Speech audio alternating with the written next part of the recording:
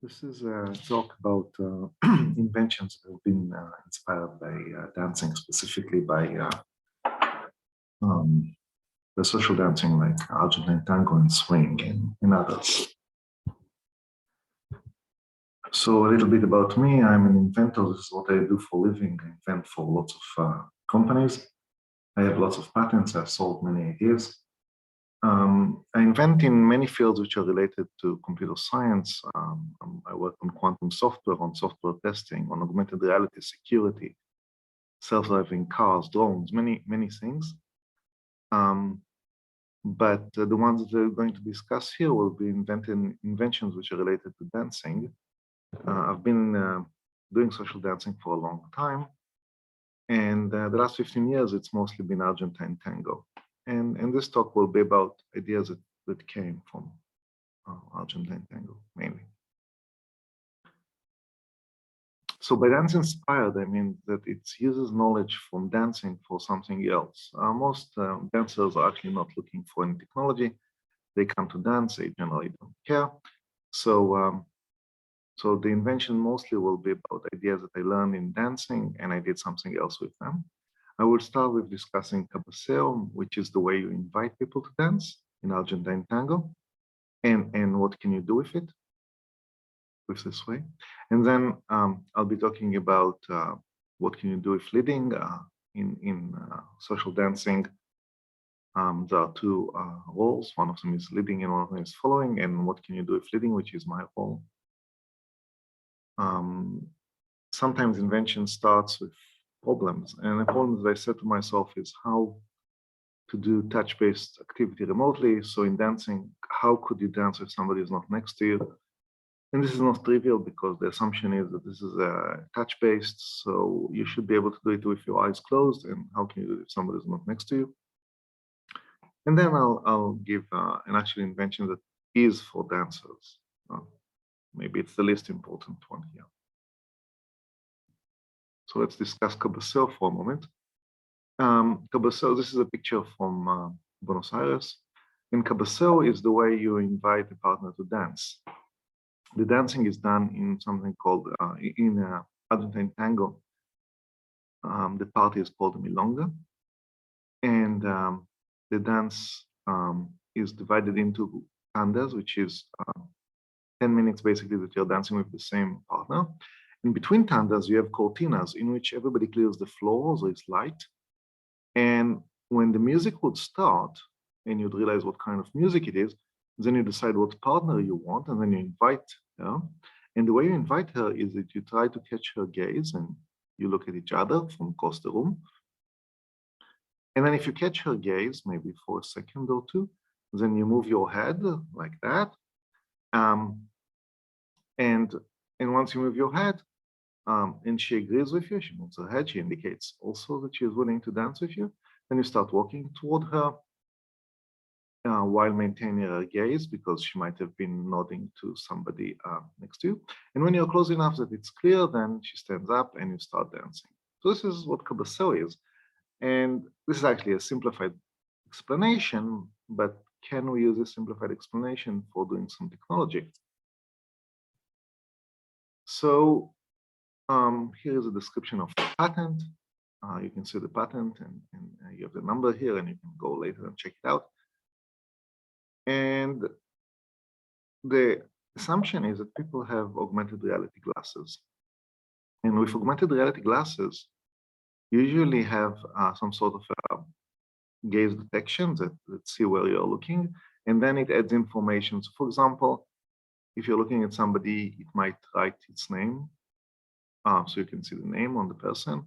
Or if you're looking at a store, it would give you some additional information. If you're looking at text, it would change it to Spanish, let's say, if your English is not good enough, or many other things.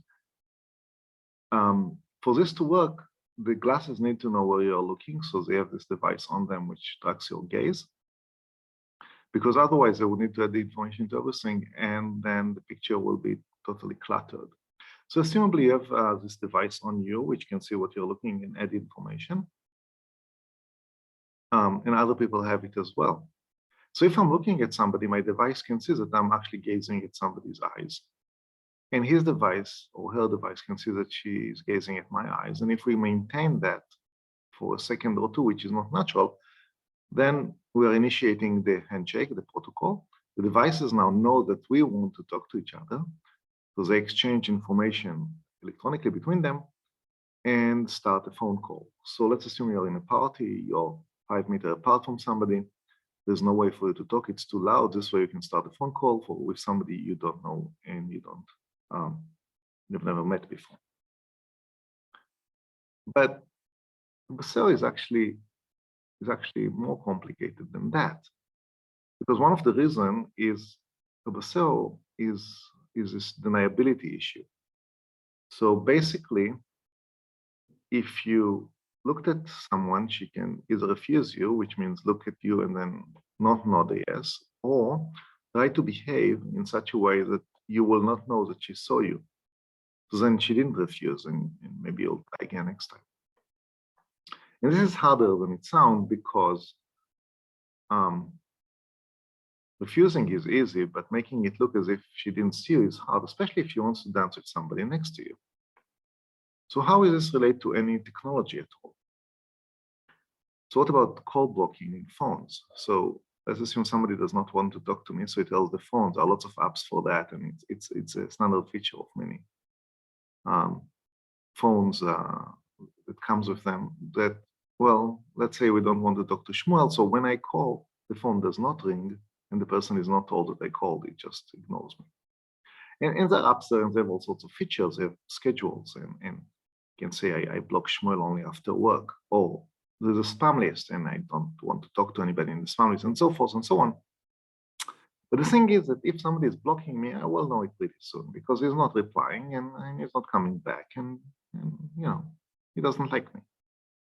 So what happens? How would I block somebody without him or her knowing that I'm blocking her? So this is composed of 3 ideas. The first one is that we create a natural profile. It's not a true profile, but it's a natural profile. So when I call him, the person might be busy, even if he's not busy, or he might, the phone might say this person is out of service, and then I would not know that he refused to talk to me. It could even be that it will be that I connect to that person. He is willing to talk to me, he's trying to talk to me, but the reception is really bad. So the person itself doesn't know that I'm calling, but the phone is managing to look as if he replies and you can't hear each other. And then the next thing it will do is it will try to contact me back when I'm busy. So if it sees that I'm busy, and this is a feature that is given by the phone company so they know when I'm busy, it would call me back and immediately disconnect.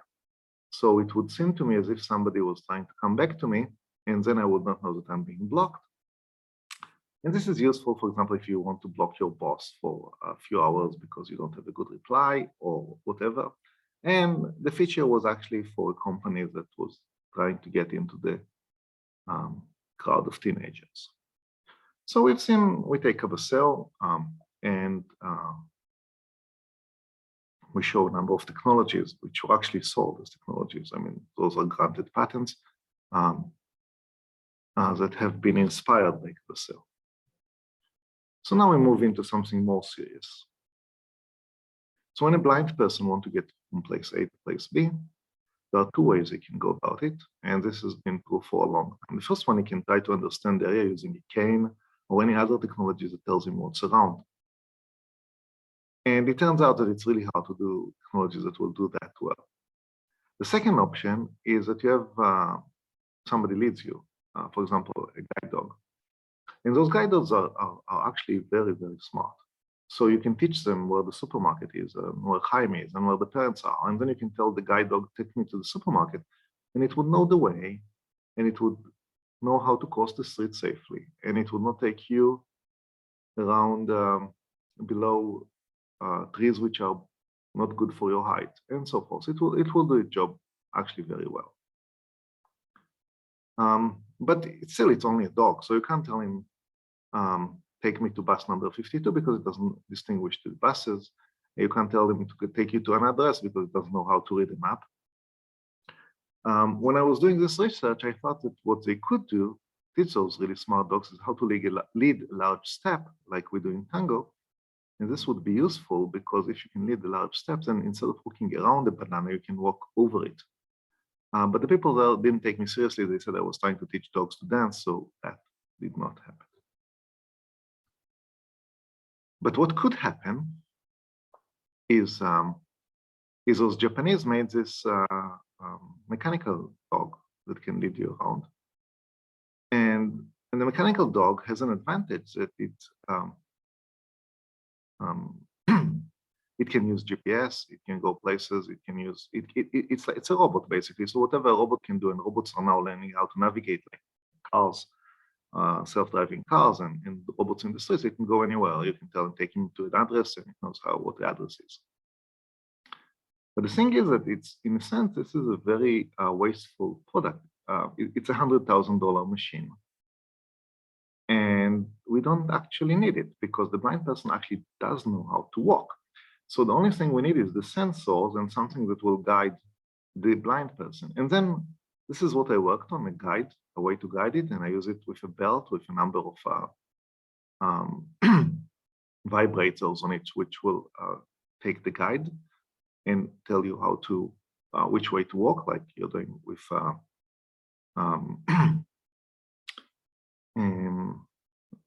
when you're dancing. So in the next example, we're going to see I hired two dancers to try it. And what you will see is that the guide is to walk on the green things, which emulate feet where you want the feet to be. And you're not allowed to watch the black, to touch on the black things, which imitate something which is not something you don't want to touch with your leg. And you can see how good they are after a little bit of practice.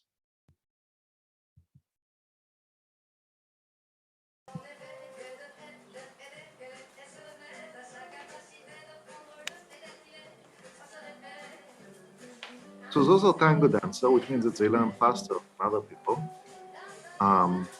But others could learn it as well. What we continue to do beside that is that we can guide not only the leg, but also the hand. So when you stop, we can guide the hand, which is actually quite easy. And we took blind people to pick a fruit outside. We took a blind person to eat in a Japanese restaurant next to their house, including guiding them to where everything on the table is and how to walk between the tables, which is very hard to do with a dog-like guidance because you don't walk sideways and stuff. And while leading with the kind of leading you do with a tango, it's actually very easy. Okay, so you can guide the person to walk around, but there are other sports. Can you guide somebody in ski downhill or cross country or maybe cycling? And it turns out that you can guide in each, only it's different motivation. For example, in cycling, when you want to turn, you start by turning the other way, and the deeper you turn, the more you turn the other way. So you have to give people different kind of instructions than in walking. But we worked out for each kind of an activity how guiding will be done, and all of it was inspired by dancing. For other activities, you have different kind of guiding, but we had to think about it coming from dancing. Next, we'll discuss a method for social dancing. So the problem, this is another patent of mine. So the questions that I had was, how would you dance with somebody who is not in the same room with you? Maybe he's in a different room or different country or maybe different continent.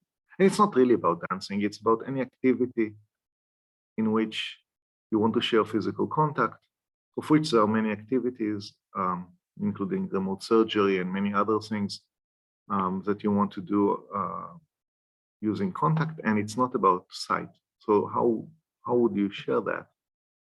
And this is also very important for virtual worlds that are coming too. So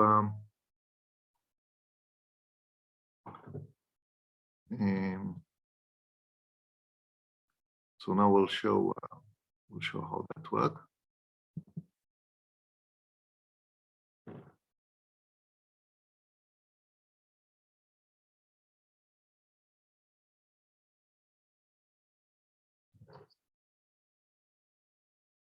Meanwhile, sensors measure what you do and you get a score and shown corrections. Social dancing, on the other hand, is a totally different experience. Anyone can dance a social dance. You do not even need to see. Remember Pacino? The reason a blind person can dance a social dance and not play dance video games is that in social dance, everything is about physical contact. Is it possible to create a device that will enable social dance with someone who is physically remote from you? My solution is shown in these figures.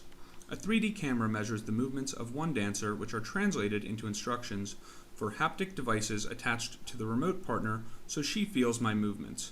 As she moves, the 3D camera on her end measures her movements, which are translated into the haptic devices on my end.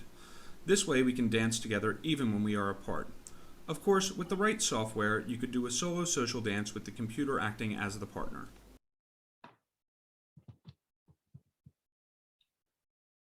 Okay, so we've seen about that. As I said, it's not about dancing. My assumption is that very few people would want to dance socially with a computer or with a remote partner. You go to a party and you dance and you embrace the person that you're dancing with.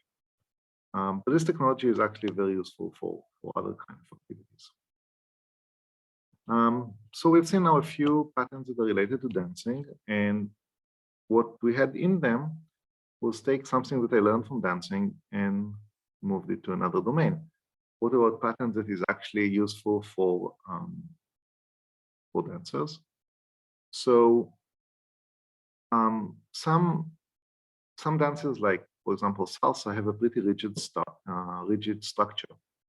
And for example, from the wiki you see here, if you're dancing a New York style salsa, then on the 2,